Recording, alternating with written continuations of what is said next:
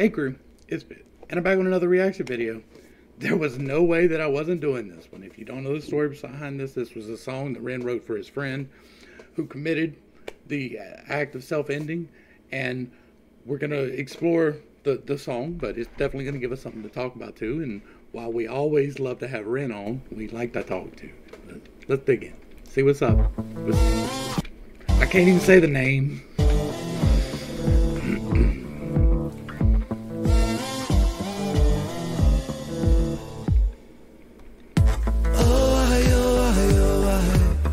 Through the cracks of the night sky, a light goes out on the other side. Suicide, suicide, suicide. Oh, treading on the tracks in the night time. It never really felt like the right time. Suicide, suicide, suicide. I'm so fucking lonely beneath this. Narcissistic, can't keep a secret. Miscount sheep, but can't sleep, a misfit. Some say trouble, but some say sadistic. Bruises my brother, one time or the other. My skin felt counterfeit, silicone rubber. Bruises my sister, skin pop the blister. Dig deep, resist the feeling when it hits you. Alright, so we're digging deep into some actual feelings that you have, right? My skin feels like rubber. I'm just gonna dig this out. I'm gonna, if I can just get this. I'm feeling it, right? This is Ren's bringing a very visceral image to light with these words, right? The way that he's describing this is the feeling of depression. This is the feeling of anxiety. My brother, one time or the other, my skin felt counterfeit, silicone rubber. Bruises my sister, skin pop the blister. Dig deep, resist the feeling when it hits you. Falling through the cracks of the night sky, a light goes out on the other side. Suicide, suicide, suicide. Treading on the tracks in the night time. It never really felt like the right time. Suicide, suicide, suicide. Sick boy, bitten by a tech boy. I feel like it's not me, it's the world that's sick.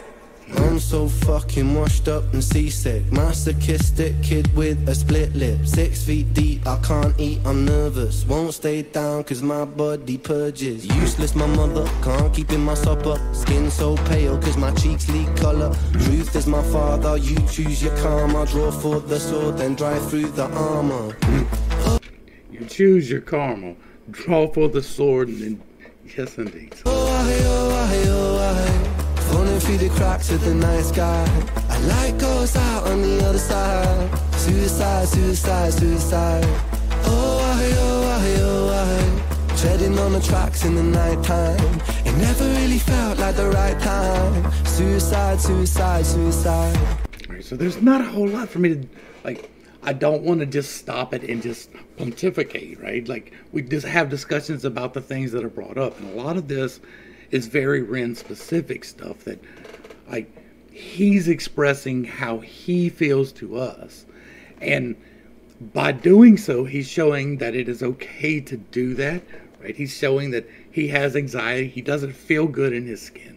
He feels like he's got bruises and blisters that he can just pick off and it would be okay, and the Lyme disease and being bitten by a tick, and the horror of being misdiagnosed with that for years. And then when you're finally diagnosed that you can receive the treatment that you want, until you go to a whole nother country and crowdfund the sources.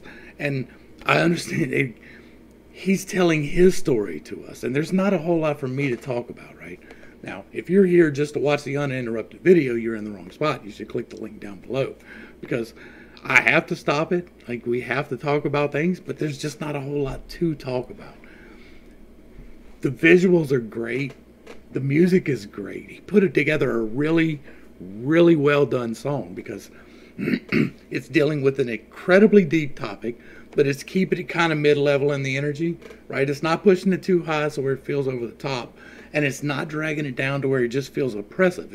It's right there in that right sweet spot where it's dealing with enough gravity, and he's putting together his story in a way that is very relatable. And the beat is on point, of course, and the flow is on point, of course, and it's a wonderful song, wonderfully put together, and not at all what I was expecting.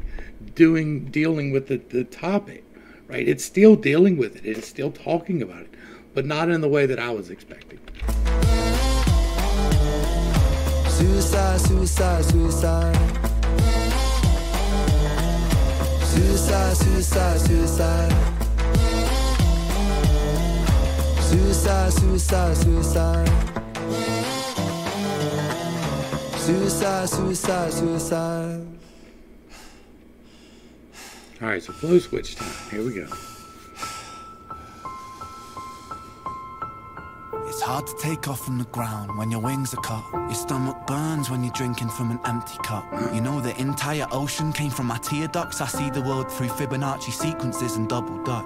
I guess there's some that's born lucky, there's some that's not. I tried to cut away my bitterness, hatchet job. I locked my youth inside a trunk, inside a pickup truck, then dumped the whole thing over that same bridge the night you jumped. I think about that sometimes, vividly. What it felt like to look down and see tranquility. One sudden movement in a world of possibility. Only one movement to expose our fragility.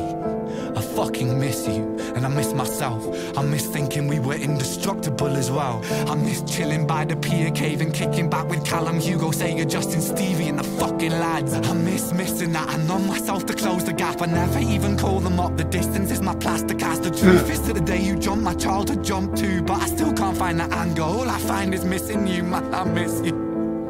With all my rhymes, I picture running 5 minutes quicker, I'm right on time. I picture pulling you back over the edge and then we're crying, and holding you, my brother, and telling you that it's fine. Not the way that it worked, cause I was late like a jerk. There's not a day where I could find a way to break from the hurt. Your body missing, so we never got to wave to the hearse. I hope you're listening, I love you, man, I miss you absurd. Fuck.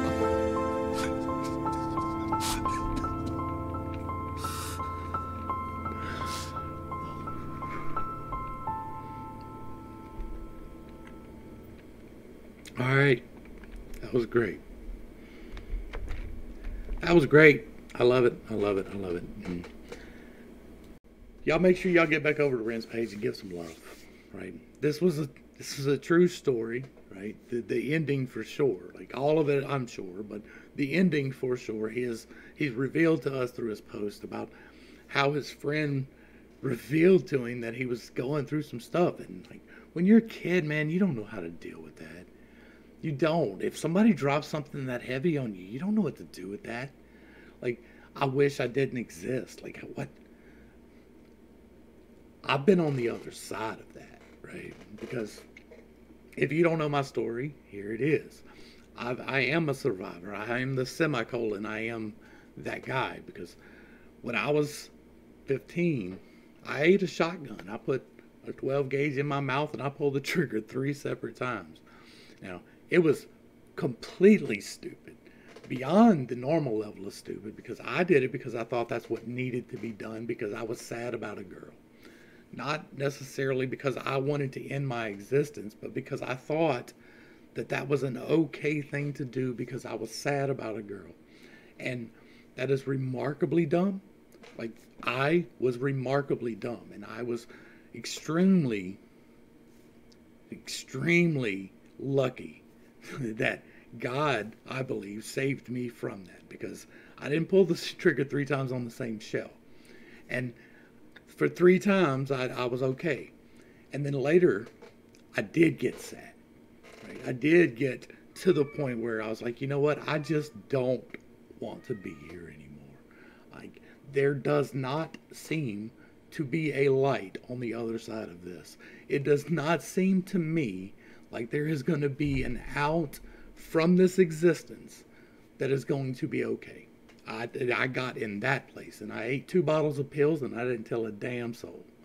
And once again, I was very fortunate that I got to live through that. And it was a very close thing, and I'm probably still suffering some health effects from that 30 years later.